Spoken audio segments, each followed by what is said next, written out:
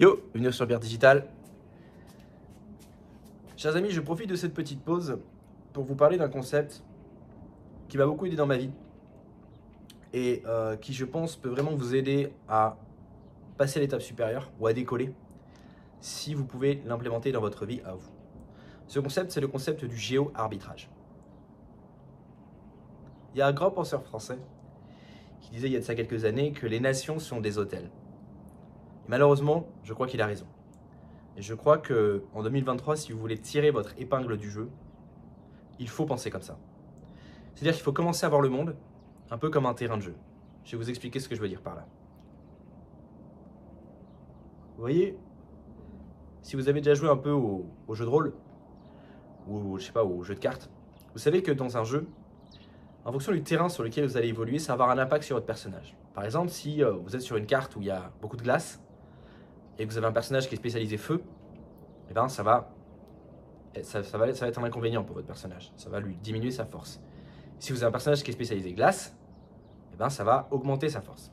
Vous avez compris l'idée. Le jeu arbitrage, c'est un petit peu ça. Vous savez, en France, vous avez beaucoup d'inconvénients. Il y a beaucoup d'inconvénients à vivre en France aujourd'hui. Mais il y a aussi des avantages. Par exemple, le passeport français. Le jeu arbitrage, c'est quelque chose qui est excellent si on vient d'un pays occidental. Alors, comment ça marche grosso modo? Personnellement, je vois à peu près 4 façons de pratiquer les jeux arbitrage. Le jeu arbitrage financier, le jeu arbitrage fiscal, le jeu arbitrage, on va dire, amoureux, et les jeux arbitrage relationnels. Vous avez vu cette belle journée d'automne? C'est pour ça que je profite aussi pour faire cette vidéo. Alors, qu'est-ce que c'est le jeu arbitrage financier? Pour moi, c'est le plus important et c'est personnellement ce qui m'a permis de décoller.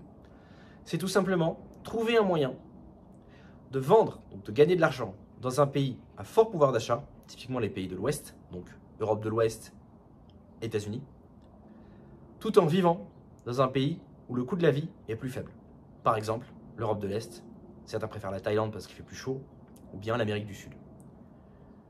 Moi, quand je suis arrivé en Europe de l'Est il y a 10 ans, j'avais pas beaucoup d'argent. J'étais pas à la rue, mes parents sont de la classe moyenne, ils m'aidaient, mais j'avais en gros un budget d'étudiant. Et le fait d'arriver ici, j'ai tout de suite senti mon pouvoir d'achat exploser. Exploser, ça ne veut pas dire que je suis devenu riche. Mais ça veut dire que de galérien total, vivant dans un petit studio à Paris, j'ai pu commencer à avoir une vie, on va dire, normale. Vivre dans un 2 pièces et pouvoir commander une pizza une fois par semaine, par exemple. Alors qu'avant, je comptais mes sous. Rien que ça, rien que ce changement de degré, ça va vous permettre de libérer de l'espace dans votre tête. Ça va peut-être vous permettre de faire des petites économies. On ne parle pas d'économiser des milliers d'euros, mais ne serait-ce que des centaines d'euros. Et comment vous voulez lancer un site internet? Quand vous avez besoin d'acheter de la tech, je sais pas moi, par exemple le machin que j'utilise là pour tenir mon téléphone, eh ben c'est quelques euros que vous pouvez économiser tous les mois, c'est déjà quelque chose. Ensuite, quand vous allez commencer à monter un site internet, à monter une activité entrepreneuriale en ligne, eh bien il est évident que de vendre des trucs en France, si vous allez sur le marché français, enfin francophone, ou de vendre des trucs sur le marché anglais, tout en pouvant les dépenser dans des endroits où le coût de la vie est beaucoup plus faible, ça va tout de suite vous permettre de décoller beaucoup plus vite. Parce que vous allez avoir de l'argent en plus pour réinvestir dans votre boîte, et parce que ça va vous permettre simplement d'augmenter votre niveau de vie. Alors je ne vous conseille pas de dépenser tout comme un roi, moi je vous conseille de mettre le plus d'argent de côté pour pouvoir réinvestir dans votre activité. Là où par exemple, si vous viviez en France, peut-être que vous pourriez même pas déjà démarrer cette activité parce que vous auriez zéro. Et si, contre vents et marées, vous réussissiez à démarrer cette activité, eh bien, vous ne pourriez pas gagner, vous n'aurez pas les moyens de mettre de l'argent de côté pour réinvestir puisque vous auriez besoin de tout l'argent que vous gagnez pour vivre. Donc le jeu arbitrage financier, c'est très important et c'est très efficace pour décoller, pour quitter le sol. Vous savez qu'il faut beaucoup plus d'énergie pour qu'un avion quitte la piste que pour qu'il continue à être dans les airs. Ça, c'est le jeu arbitrage financier. À mon avis, c'est ce qui est vraiment une notion très importante à comprendre, en particulier si vous faites du business en ligne. Ensuite, le jeu arbitrage amoureux.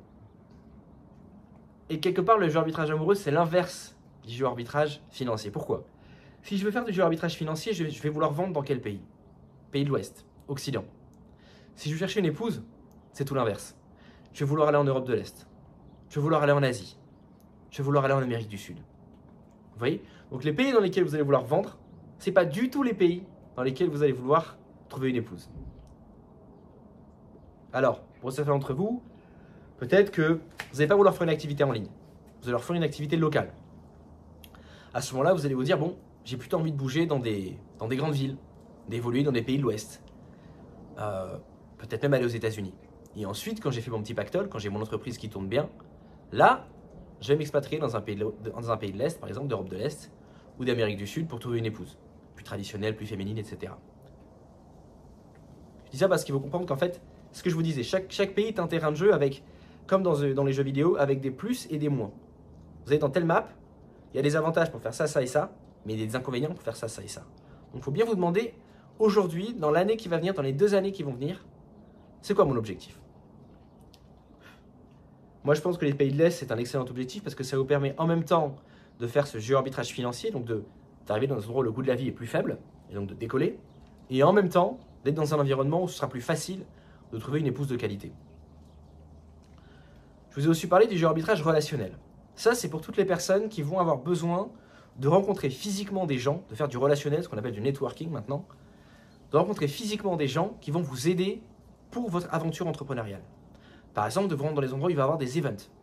Typiquement, si vous faites du SEO, en gros, la capitale du SEO, c'est à Chiang Mai. C'est là qu'il y a les plus grands SEO du monde. Si vous voulez faire des SaaS, eh bien, je vous recommande plutôt, si vous avez les moyens, là par contre c'est extrêmement cher, mais ça va être évidemment San Francisco. Dubaï éventuellement, si vous êtes dans le milieu vous voulez être un influenceur, vous voulez vous lancer sur les réseaux sociaux, vous voulez participer à des podcasts, vous voulez prendre des belles images pour montrer ça à votre audience, générer du clic, générer du trafic. Donc les jeux arbitrage relationnels, c'est pas exactement la même chose que les jeux arbitrage financier ou que les jeux arbitrage amoureux. Et enfin, le jeu arbitrage fiscal. Ça, c'est pour les gens qui ont déjà réussi à générer du profit. Vous avez déjà des entreprises qui tournent bien, des entreprises qui peuvent être délocalisées ou qui peuvent être optimisées fiscalement. Et vous allez vouloir vous rendre dans des endroits où les taxes sont très faibles. On a parlé de Dubaï. Je crois qu'à Malte également, les taxes sont extrêmement faibles. Et puis il y a aussi des endroits comme je crois Hong Kong ou bien le Delaware, où vous pouvez ouvrir une entreprise sans même d'ailleurs y être physiquement et optimiser fiscalement. Évidemment, je vous conseille de faire tout ça légalement, donc n'hésitez pas à consulter un avocat fiscaliste. Quand je vous parle d'avocat fiscaliste, vous allez vous dire mais moi je ne suis pas millionnaire, il n'y a pas besoin d'être millionnaire. D'accord ?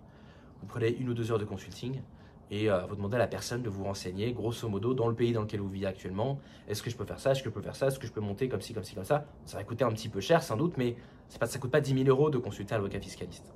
Bon. Voilà. Ce sont les 4 types de jeux arbitrage pour moi et c'est important de commencer à penser comme ça en 2023 parce que de plus en plus les États, en particulier l'État français, vous voient comme des vaches à lait. C'est ce que je vous disais dans une de mes précédentes vidéos.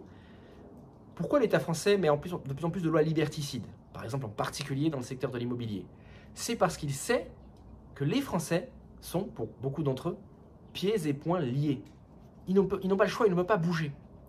Donc l'État va chercher à se dire quoi? Il va se dire, bon, dans ce pays-là, qui est-ce qui a de l'argent mais qui n'a pas le choix?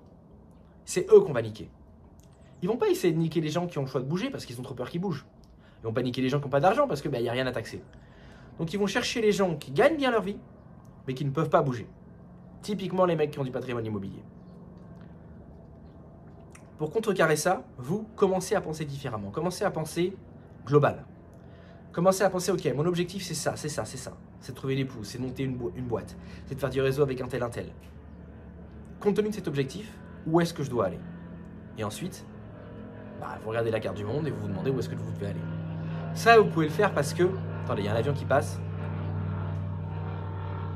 Il est éteint.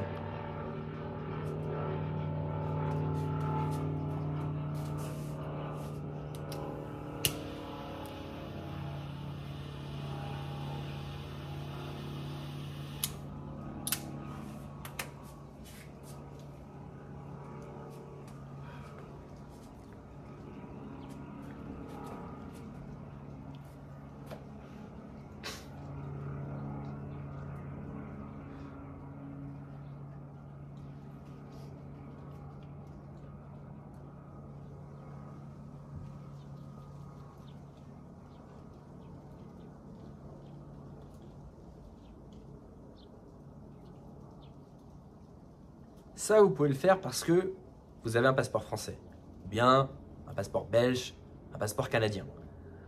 Quel que soit où vous vous situez dans la francophonie, vous êtes dans un pays de l'Ouest, donc un pays avec un fort pouvoir d'achat et un passeport puissant. Qu'est-ce que j'appelle un passeport puissant? C'est par exemple l'inverse d'un passeport afghan.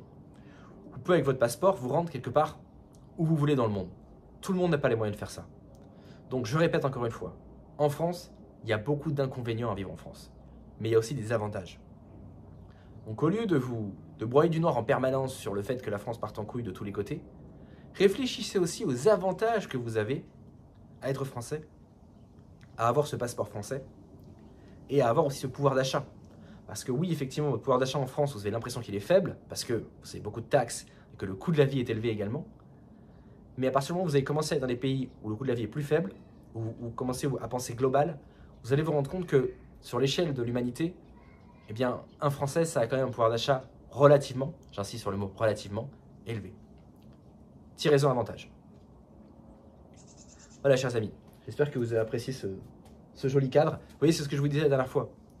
Moi, cette maison, ce jardin, ce train de vie, je ne pourrais pas l'avoir en France. Ou bien, si je l'avais en France, ça me coûterait beaucoup plus cher. Donc, j'aurais moins d'argent à réinvestir dans mes activités entrepreneuriales. Ou bien, alors aujourd'hui, peut-être que je peux me permettre d'avoir ça, mais les étapes que j'ai suivies pour en arriver là, j'aurais pas pu les suivre en France. Parce que si à la fin du mois, il reste ça sur ton compte en banque, qu'est-ce que tu veux faire? Et c'est pareil au niveau des taxes. Ici en Roumanie, ils augmentent de plus en plus les taxes parce que le pays se développe de plus en plus vite. Ça reste quand même beaucoup plus avantageux que de vivre en France. Et surtout, moi, quand j'ai commencé, les taxes étaient beaucoup plus faibles encore qu'aujourd'hui. Je crois qu'en Bulgarie, c'est encore pire. Les taxes sont vraiment très très faibles et le coût de la vie est encore plus faible qu'en Roumanie. Et je sais qu'il y a des gens, des entrepreneurs français qui vont en Bulgarie pour ces raisons. Voilà, chers amis, si cette notion de géo-arbitrage, c'est-à-dire de tirer profit des différentes destinations dans le monde, vous intéresse, si l'expatriation vous intéresse, si l'entrepreneuriat en particulier, lancer une activité en ligne vous intéresse, eh bien n'hésitez pas à vous abonner à cette chaîne et si vous avez des questions, mettez-les en commentaire, je me ferai un plaisir d'y répondre. En attendant, on se dit à la prochaine fois. Ciao.